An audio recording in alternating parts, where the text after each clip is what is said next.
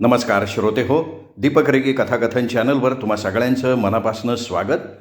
श्रोते हो, आज तुम्ही ऐकणार आहात सुधीर सुकटणकर सरांच्या धूमधाम या कथासंग्रहातली कथा. कथेचं नाव आहे आणि ती हो म्हणाली. ऐकूयात. सुधीर सुकटणकर लिखित आणि ती हो म्हणाली. पण तू बहिणींची जबाबदारी घेतली होतीस का नाही? काकूंनी सेतूला दरडावून विचारलं. या अचानक हल्ल्याने सेतू इतका हडबडून गेला की होच्या पलीकडे त्याच्या तोंडून एक शब्द फुटला नाही. मग किल्ला लढवण्यासाठी ओढणी खोवून श्रेयालाच रणांगणात उतरायला लागलं. काकू, एक मिनिट. सेतूनी आपणहून काहीही जबाबदारी अंगावर घेतली नव्हती. काकांनीच ती जबाबदारी याच्या शिरावर टाकली होती. अगं, आम्ही लाख जबाबदारी अंगावर टाकू, पण ह्याला झेपणार नव्हतं तर तसं स्पष्ट सांगायला याची कोणी जीभ धरली होती का? अहो काकू, काय बोलताय? तुमची परिस्थिती बघून, तुमची दया येऊन, सद्भावनेनं हा त्यावेळी हो म्हणाला असेल, तर आता तुम्ही त्याच्याच नावाने बोंबलताय. मग बोंबलू नको तर काय करू? आमच्या संसाराची पुरी वाताहत झाली का नाही? हा म्हणाला म्हणून का नाही आम्ही मुलींना इथे पाठवलं? श्रेया, तुला सुद्धा 2 मुली आहेत, त्या अजून लहान आहेत, त्यामुळे माझ्या दुःखाची तुला आत्ता कल्पना येणार नाही. अगं, एकही पोरगी आता आमच्या हातात राहिली नाही ग. काकू पदर तोंडाला लावून ओक्साबोक्षी रडायला लागल्या आणि श्रेया निरुत्तर झाली. खरं तर तुमच्या मुलींना चांगलं वळण लावण्यात तुम्ही कमी पडलात आणि आता आमच्या नावाने खडे फोडताय, असं ती काकूंना खडसवून विचारणार होती. हा डायलॉग तिने योजून ठेवला होता. पण काकूंची दयनीय अवस्था बघून श्रेयाला पाझर फुटला आणि तो न फुटता तरच नवल. कारण सेतूबरोबरच्या संसारात ती होरपळून निघत असली तरी तिच्या आत कुठेतरी माणुसकी ठिपकत होतीच की. आणि वैऱ्यावर सुद्धा येऊ नये असा प्रसंग सांप्रत काका काकूंवर गुदरला होता. एरवी त्या प्रसंगाची झळ सेतू श्रेयापर्यंत पोहोचली नसती. वर्षभरापूर्वी काका काकूंना ती दोघं ओळखत सुद्धा नव्हती. केवळ कोणालाही नाही म्हणता न येण्याच्या किंवा चटकन हो म्हणून टाकण्याच्या सेतूच्या स्वभावामुळे ती दोघं आज या नसत्या झमेल्यात अडकलेली होती. आणि मग आली या भोगासी म्हणून आणि वर म्हटल्याप्रमाणे काळजांतर्गत चालू असलेल्या ठिबक सिंचन योजनेमुळे श्रेयानं त्या दोघांना 2 दिवस ठेवून घेतलं. त्यांचा व्यवस्थित पाहुणचारसुद्धा केला आणि शेवटी मुली गेल्या तरी आम्ही दोघं तुम्हाला मुलांसारखीच आहोत असा दिलासा देऊन तिने त्यांची बोळवण केली आणि मग तिने सेतूला फैलावर घेतलं. आता काका काकूंचं दुखणं कायमचं बोडख्यावर बसणार म्हटल्यावर तिचाही नाईलाजच झाला. चटकन हो म्हणून टाकून सेतूने आत्तापर्यंत अनंत संकटांना आमंत्रण दिलेलं होतं आणि स्वतःबरोबर वेळोवेळी श्रेयाची सुद्धा फरफट करून टाकलेली होती. या काका काकू प्रकरणाला जयवर्धन कारणीभूत झालेला होता. खरं तर हो म्हणून टाकण्याच्या मित्राच्या सवयीचा जयला सुद्धा अनेकदा फटका बसलेला होता. जयवर्धनची आजी, वय वर्ष 96, ती आजारी झाल्यानं तिला इस्पितळात हलवावं लागलं. जयला रात्रीचं जागरण मुळीच सोसत नाही म्हणून त्यांनी सेतूला आज रात्री आजीबरोबर थांबशील का असं विचारलं. आता एकदा जबाबदारी स्वीकारली मग ती नीट पार पाडायची का नाही? पण इथेही तीच सवय आड आली. सिस्टर सेतूला म्हणाली, दुसऱ्या रूममधला पेशंटसारखा व्हायलेंट होतोय, तुम्ही जरा आजींच्या IV लक्ष ठेवा. अर्थात यात वावगं काही नव्हतं. अंगीकारलेल्या कामाचा तो एक भाग होता आणि नाहीतरी त्याला तिथे दुसरं कामच काय होतं. पण त्याच्या दुर्दैवानं तेही आलं. आजीच्या शेजारच्या पेशंटची स्थिती अचानक खालावली. डॉक्टरांनी काही औषधं लिहून दिली आणि ती ताबडतोब आणायला सांगितलं. दुर्दैवाने त्या पेशंटचं तिथे कोणीच नव्हतं, त्यामुळे सिस्टरनी सेतूला विनंती केली. सेतू अर्थातच नाही म्हणू शकला नाही. तसा बॉटल संपायला साधारण 1 तास होता. पण जवळपासचे केमिस्ट बंद होते. थोड्या अंतरावर एक 24 तास चालू भेटला, पण त्याच्याकडे 2 औषधं नव्हती. सेतूने दूरवर जाऊन एक एक करत सगळी औषधं गोळा केली. या 2-1 तास गेले. सेतू मग टॅक्सीने हॉस्पिटलकडे निघाला आणि तेवढ्यात जयचा फोन आला. अरे आहेस कुठे तू? सेतू जयला सगळी कथा ऐकवायला लागला आणि जय तडकला. पुराण सांगू नको. तिकडे हॉस्पिटलमध्ये काय हंगामा चालू आहे कल्पना आहे का तुला? नाही ती नाही आहे, पण तिथे पोचल्यावर कळेल की मला. कळलं की मी लगेच तुला फोन करतो. काही गरज नाही त्याची. हॉस्पिटलमधनं प्रियवर्धनला फोन आला होता. आजीकडे कोणीच नाही म्हणून त्यांनी माझी साल्टी काढली. मग काढणार ना, तुझा मोठा भाऊ आहे ना तो. आता तुझी साल्टी जायला नको असतील तर तिकडे फिरकू नको. अरे मग या औषधांचं काय करू मी? जवळपास कचरा कुंडी नाही का? पण सेतूने औषधांना पैसे मोजले होते. ते वसूल करण्यासाठी त्याला इस्पितळात जायलाच लागलं. सुदैवानं सिस्टर बाहेरच भेटली. ती डाफरली. अहो किती वेळ? तुमची वाट बघून आम्ही औषधं दुसरीकडनं मागून सुद्धा घेतली. मग ती औषधं इस्पितळाला दान करून आणि 1,500 रुपये अक्कल खाती जमा करून सेतू सरळ घरी परतला. हा प्रसंग ताजा असूनही जयनी लवकरच सेतूला एका वेगळ्याच कामासाठी गळ घातली. अहो त्यांची दोस्तीच तशी होती. जयच्या मेहुण्याला काही संशोधन करायचं होतं. कोकणच्या माणसाचं डोकं कधी वेगाने तर कधी तिरकं चालत असल्याचा या मेहुण्यानं अनुभव घेतला होता. मग कोकणी मेंदूचा तिथल्या मातीशी काही संबंध आहे का, हे त्याला शोधून काढायचं होतं. आणि त्यासाठी त्याला कोकणातल्या मातीचे विविध नमुने, वेगवेगळे दगड, काही झाडांची मुळं, विविध प्राण्यांच्या विष्ठेचे नमुने हवे होते. त्यासाठी तो कोकणातला एखादा ओळखीचा शोधत होता. सेतूचं मूळ गाव कोकणात कुठेतरी असून तिथे त्याचे चुलत किंवा चुलत चुलत चुलत काका राहतात हे जयला ऐकून माहिती होतं. वास्तविक सेतूने या काकाचं कधी तोंडसुद्धा बघितलं नव्हतं. त्याचा कधी संबंधच आलेला नव्हता. काका कसत असलेल्या त्या जमिनीवरच्या सातबारावर कुणी एकेकाळी सेतूच्या पणजोबांचं नाव होतं. पण पणजोबा अन्य गावात राहत असल्यानं त्यांनी जमिनीवरचा आपला हक्क सोडून दिला होता. त्यामुळे सेतूचा गावाशी आणि काकांशी कधीच संबंध आलेला नव्हता. तरीसुद्धा जयच्या प्रस्तावाला त्यांनी नाही म्हटलं नाही. आणि एक दिवस ते तिघेही अचानक या दूरच्या काकांच्या दरवाज्यात जाऊन उभे राहिले. काका नुकतेच एका मोठ्या आजारातनं उठले होते. पण सेतूनं आपली ओळख आणि आगमनाचं प्रयोजन सांगितल्यावर काका काकूंनी त्याचं आनंदानं आगत स्वागत केलं.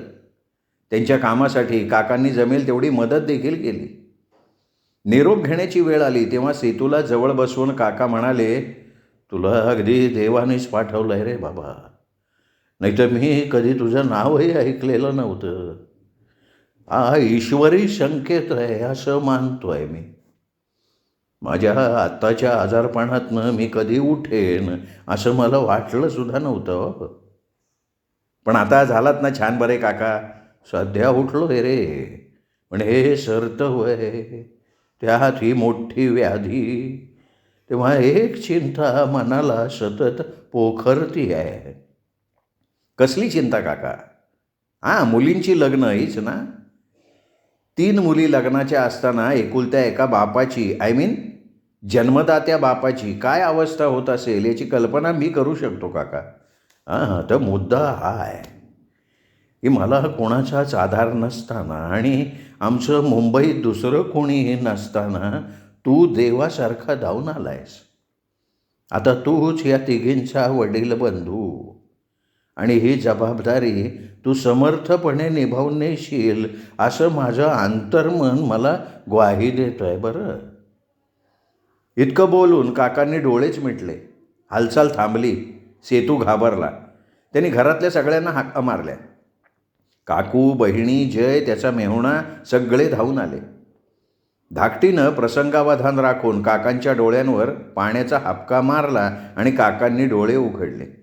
डोळे उघडल्या उघडल्या त्यांनी विचारलं, सेतू मग येतोयस ना रे बाबा बहिणींची पुढची जबाबदारी? सेतू अर्थात हो म्हणून गेला. हो म्हणून गोत्यात येण्याच्या सेतूच्या किती कथा वर्णाव्या. सेतू राहत होता त्या सोसायटीचा एक सोसायटी 1200 भानगडी असा प्रकार. पाणी, स्वच्छता सगळ्याच बाबतीत आनंदी आनंद होता. शिवाय कोणी कुंड्या पाळल्या होत्या, कोणी शेजारच्या दरवाज्यात कचरा ढकलत होतं, कोणाकडे सतत नूतनीकरण चालू असायचं. एकदा सेतूला सेक्रेटरी होण्याचा आग्रह झाला आणि सेतूने त्वरित ती जबाबदारी स्वीकारली. पार्किंगवरून सभासदांची भांडणं ठरलेलीच. एकेकाळी चाळ जीवनात नळावर कळशी बादली पुढे मागे केल्यावरून भांडणं होत असत. आता जीवनमानाचा स्तर उंचावल्यापासून कळशी बादल्यांची जागा गाड्यांनी आणि भांडणाऱ्या बायकांची जागा पुरुषांनी घेतली आहे.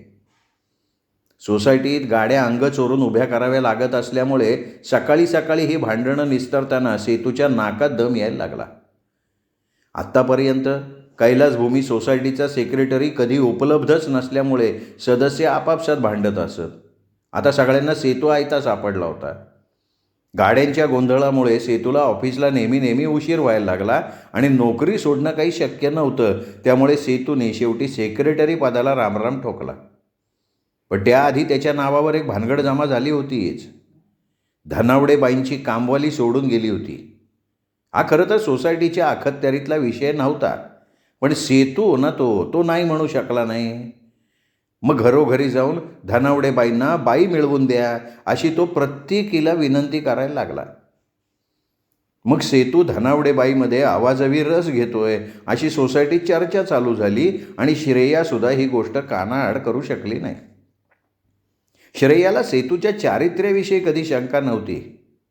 धनावडेबाईंच्यावरून तिने संशय घेतला. त्याला आधीच्या एका घटनेची पार्श्वभूमी होती. त्या दिवशी रात्रीची वेळ होती. सेतू असाच कुठेतरी निघाला होता. बसमधनं उतरला, आपल्या रस्त्याला लागला. रस्त्यावर चिटपाखरू नव्हतं. अशा निर्मनुष्य रस्त्यावर एक तरुणबाई मागून धावत येऊन म्हणाली, आव कुठं निघाला हो तुम्ही? सेतूने आपलं गंतव्यस्थान सांगितल्यावर म्हणाली, देवच पावला म्हणायचं. ह्या रस्त्यावरनं यावेळी एकट्या बाईने फिरणं किती भयंकर आहे, किती धोक्याचं आहे. तुम्हाला नाही का तसं वाटत? हो वाटतं ना, वाटतं. मग प्लीज एक कारण का सांगा ना. फक्त तुम्ही आहे ना, तुम्ही माझ्या बाजूनी चाला, म्हणजे मला हात लावायची कोणाची हिंमत नाही होणार. काय तुम्ही सभ्य दिसताय म्हणून तुम्हाला विचारला. अर्थातच सेतू नाही म्हणू शकला नाही. ती दोघं जेमतेम 100 पावलं चालली असतील आणि समोरनं एक दांडगट पुरुष बाईकवरनं आला आणि त्यांच्यासमोर गाडी उभं करून, काय रे, दुसऱ्याच्या बायकोला फिरवायला लाज नाही वाटत का तुला? तुझी हिंमत कशी झाली बे? लय दिवसापासनं संशय होता, शेवटी आज सापडला बेट्या तू. असं म्हणून त्यांनी सेतूची कॉलर पकडून त्याला जोरात हिसका दिला. हे सगळं इतक्या अनपेक्षितपणे घडून आलं की स्वतःला सावरायला सुद्धा सेतूला अवधी मिळाला नाही. तिथे तो त्याला सत्य कुठून सांगणार आणि त्याचा उपयोग तरी काय होता? ती बाई त्या दांडगटाच्या बाईकवरनं भरकन निघून गेली आणि सेतू पुढे 3 महिने पाय प्लॅस्टरमध्ये टाकून घरी बसला. ही सगळी कथा सेतूनं श्रेयाला जशीच्या तशी सांगितली. कुणाला म्हणजे कुणालाच नाही न म्हणण्याचा त्याचा स्वभाव ठाऊक असल्यामुळे ती फारसं काही बोलली नाही. पण या घटनेमागचं संभाव्य कथानक उलगडताना जय म्हणाला, अरे तुझं नसलं ना तरी त्या बाईचं नक्की लफडं असणार आणि त्याला रंगे हात पकडायला आज नवरा बाईकवरनं येणार याचा त्या बाईला सुगावा लागलेला असणार. तुझा बळी देऊन तिने एका दगडात 2 पक्षी मारले बेट्या. तिने स्वतःच्या प्रियकराला तर वाचवलं आणि आपल्या नवऱ्याला कात्रजचा घाट दाखवला. आता त्याचा वार स्वतःच्या अंगावर झेलून तू चांगलं पुण्य कमावलंयस, यावर समाधान मान, आनंदात राहा. सेतू आनंदात राहिला, पण त्याची सेवा श्रेयाला करायला लागत होती. या अपघाताचं संभाव्य कारण समजल्यावर तिला आधी हसावं का रडावं तेच कळेना. मग दोन्ही न करता तिने वेगळाच विचार केला. कशावरून त्या बाईनी सेतूला आपल्यात गुंतवलेलं नसेल? हो म्हणण्याच्या स्वभावामुळे तो वाहवत सुद्धा गेला असेल. तसं असेल तर याला चांगली अद्दल घडली आहे याचं तिला समाधान वाटलं. खरं तर या संशयावरनं तिने आकाश पाताळ एक करायला हवं होतं. काका काकू प्रकरणातही तिने समजुतीने घेतलं होतं. त्याला त्याआधीचा एक प्रसंग कारणीभूत होता. काही महिन्यांपूर्वीची गोष्ट. श्रेयाची बहीण प्रिया हिचं लग्न ठरलं होतं. नवरा चांगला कर्तबगार आणि सधद मिळाल्यानं प्रिया खुशीत होती. प्रिया ही लाडकी बहीण असल्यामुळे श्रेयासुद्धा खूप म्हणजे खूप आनंदात होती आणि साखरपुडा 4 दिवसांवर आलेला असताना सेतूने तिच्या आनंदावर विरजण पाडलं. सेतूच्या मित्रमंडळींनी अचानक एक ट्रीप आयोजित केली. एरवी ट्रीपला श्रेया सहसा सेतूला अडवत नाही, पण साखरपुडा आणि ट्रीप एकाच वेळी आल्यानं ती वैतागली. अर्थातच सेतू ट्रीपला जाणार नाही अशी तिची कल्पना होती, पण त्यांनी धक्काच दिला. ठरल्याप्रमाणे मी ट्रीपला चाललोय बरं का, सेतू 2 दिवस आधी शांतपणे म्हणाला. अरे याचे परिणाम काय होतील याचा विचार केला आहेस का? म्हणजे काय, चांगलाच विचार केला आहे. मी गेल्यामुळे दोस्त कंपनी खुश होणार, आमचं आउटिंग जबरदस्त होणार. गेल्या कित्येक महिन्यांचा कामाचा शीण गेल्यामुळे परत आल्यावर मी उत्साहाने आणि नवीन ऊर्जेने कामाला लागणार. तू विषय तिसरीकडे नेऊ नको. साखरपुड्याला तू नसल्यामुळे नातेवाईक काय म्हणतील याचा तू विचार केला आहेस का असं विचारते मी. त्याचा विचार मी कशाला करू? गरज वाटत असेल तर करू देत की नातेवाईकांना काय तो विचार. अरे बाबा, तू मुद्दाम दांडी मारली आहेस असा ग्रह करून घेतील ते. मुद्दाम? मुद्दामच. साडू बडप्रस्थ असल्यामुळे तू जळून खाक झालायस आणि त्यामुळे तू आला नाहीस असा सगळ्यांचा समज होणार, अगदी आईबाबांचा सुद्धा. तरीसुद्धा एक वेळ हा समज पत्करला, पण काही जण वेगळा विचार करतील. कोणता? मी नाही बोलू शकत. अगं बोलून टाक ना बिंदास. बोलते, अगदी स्पष्ट बोलते. प्रिया तुझी मेहुणी आहे आणि आता ती दुसऱ्या कोणाची तरी होणार हे तू सहन करू शकत नाही आहेस.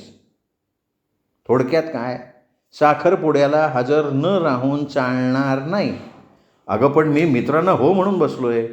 हो हो हो, तुझ्या या विचार न करता कोणालाही हो म्हणून टाकण्याच्या सवयीमुळे ना तू माझं जीणं हराम करून टाकलंयस. तुझं जीणं? हो माझं, कितीतरी वेळा.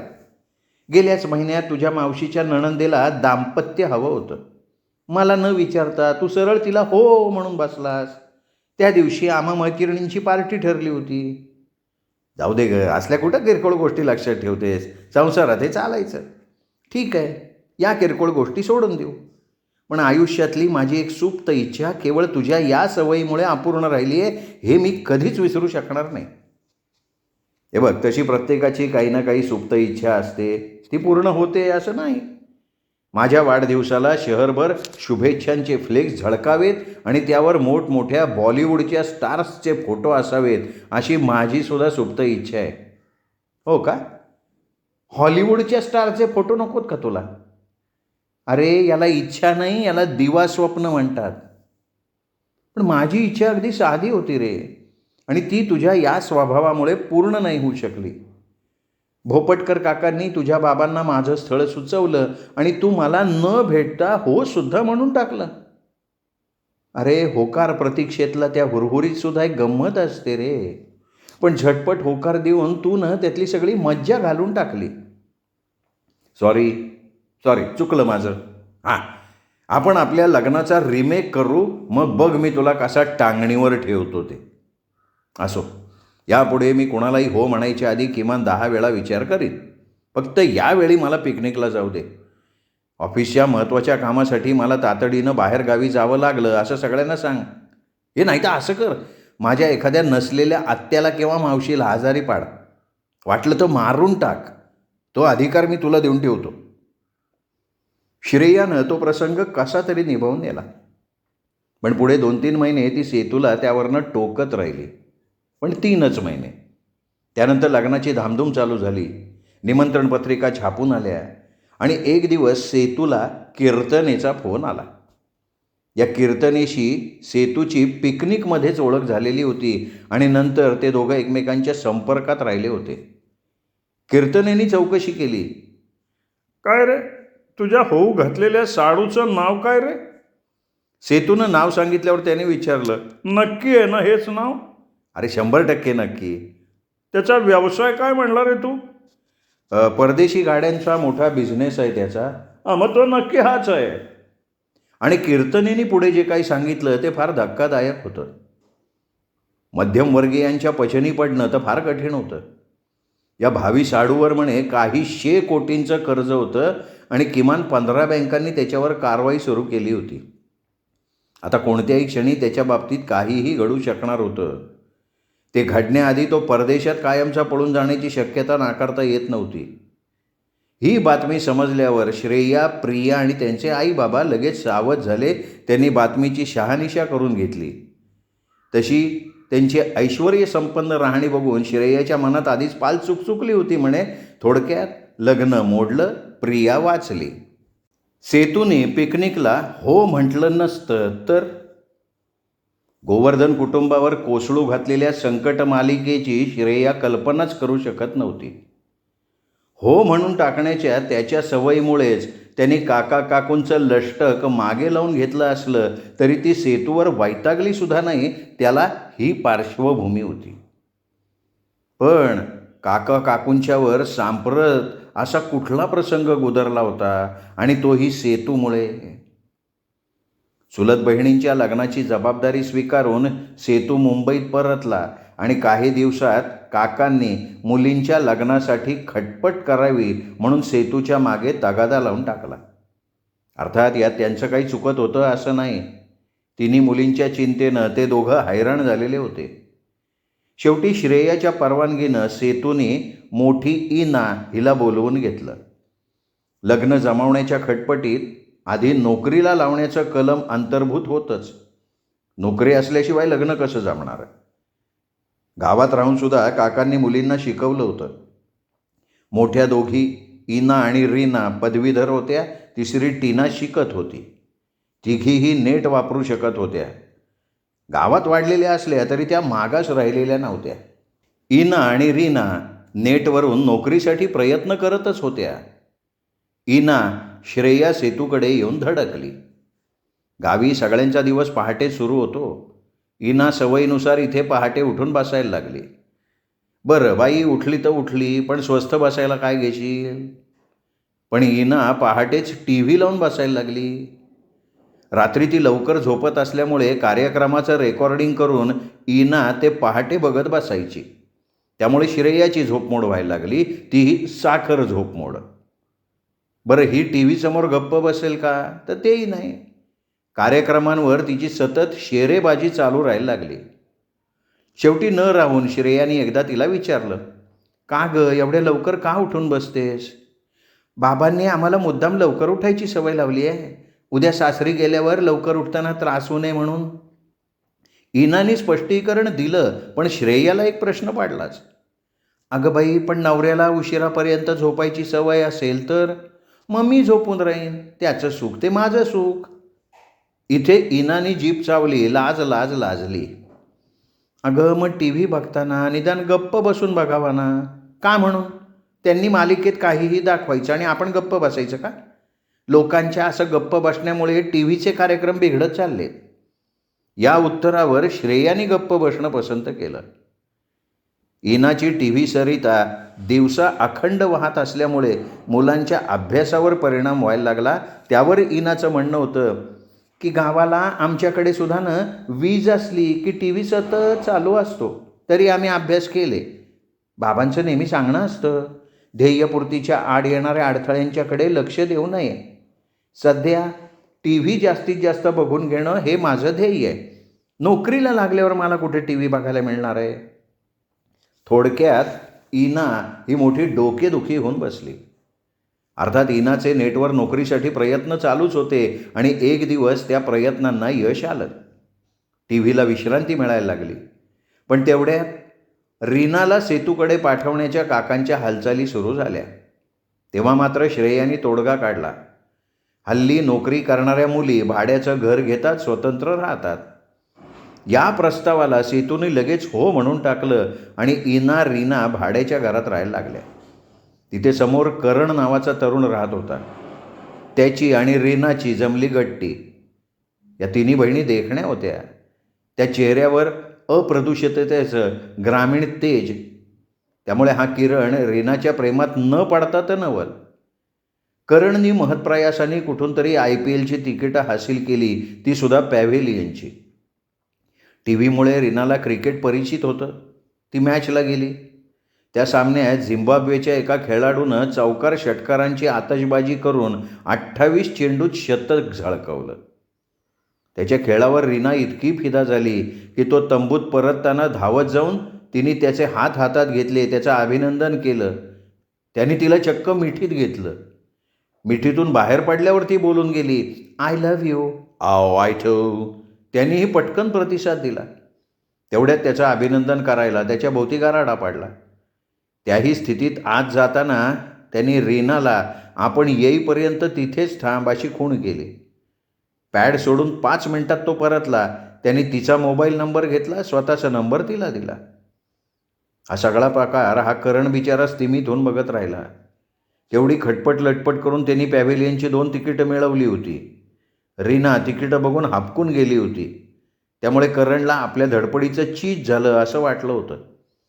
सामना आटोपल्यावर तो रीनाला आईस्क्रीम खिलवणार होता आणि तिथेच काळजाच्या कुपीत जपून ठेवलेल्या आय लव्ह यू या 3 शब्दांची तिच्यावर शिंपण करणार होता.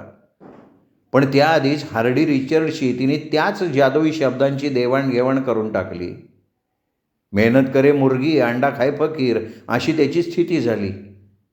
करणने आपली नाराजी स्पष्टपणे व्यक्त केली.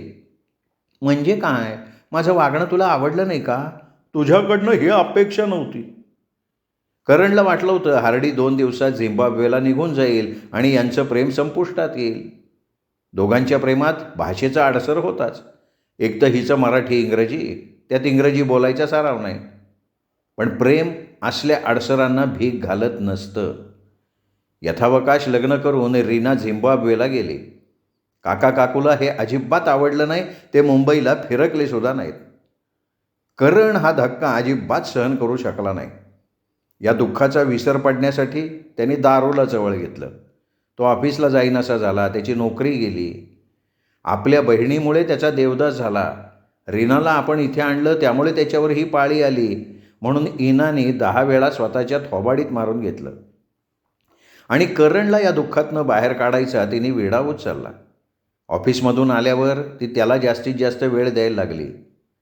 हळूहळू करणच्याही लक्षात आलं की इना तर सुंदर आहेच, पण शिवाय खूप विचारी आहे, विवेकी आहे. हीच आपली जीवनसाथी आहे अशीही त्याची खात्री पटली.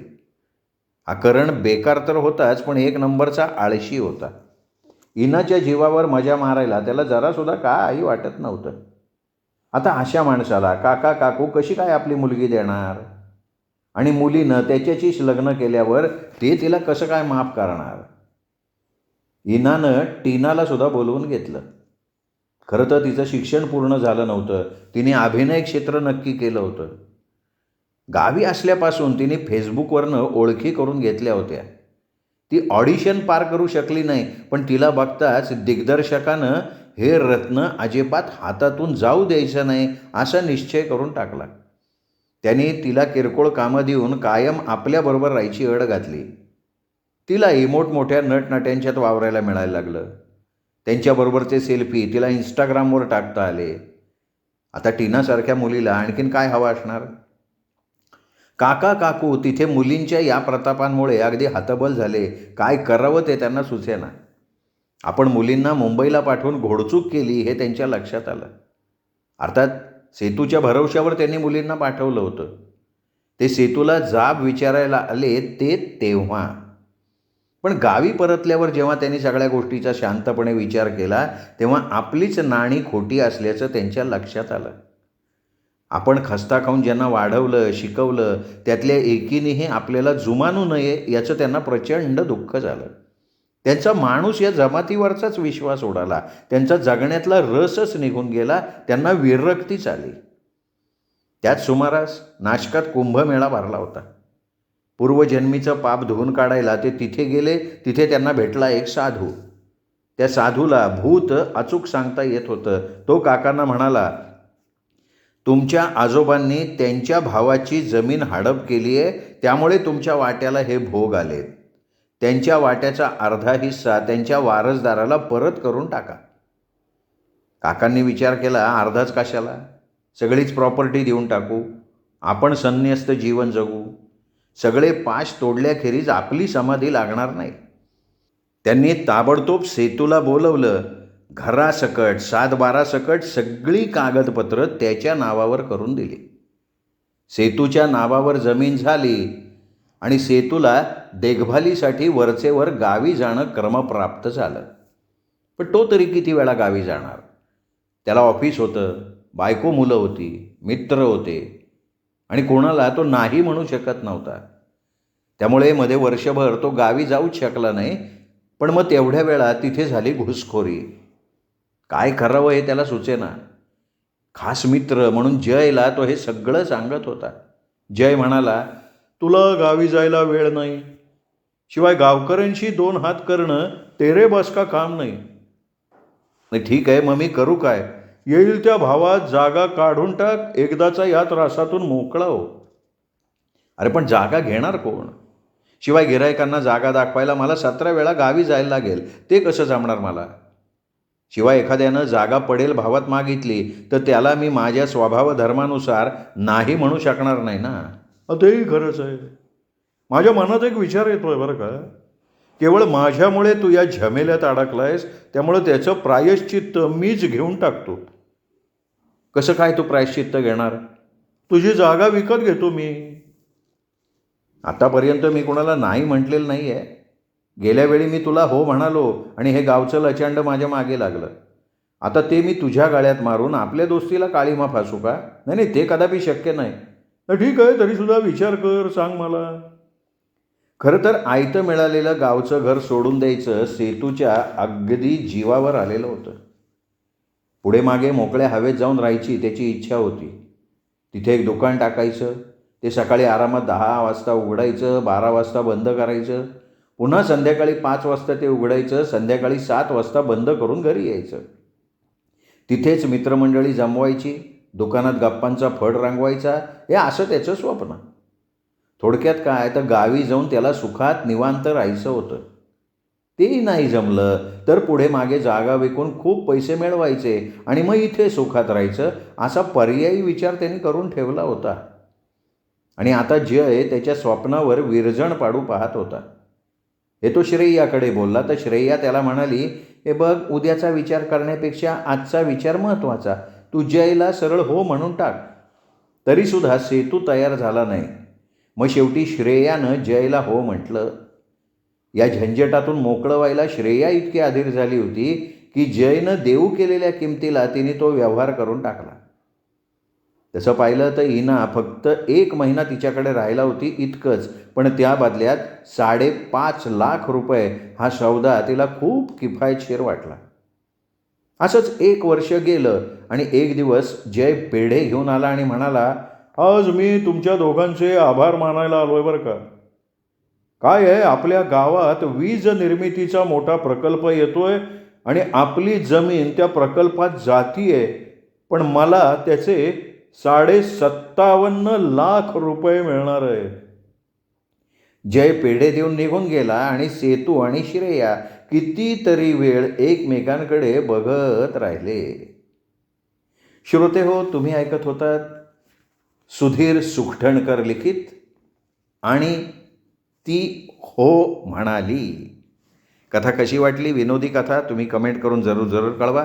आपल्या कथाप्रेमी मित्रपरिवारात, नातेवाईकात शेअर करा आणि चॅनल सबस्क्राईब करायचं राहून गेलं असेल तर प्लीज चॅनल तेवढं सबस्क्राईब करा. भेटत रहा दीपक रेगे कथाकथन चॅनलवर. नमस्कार.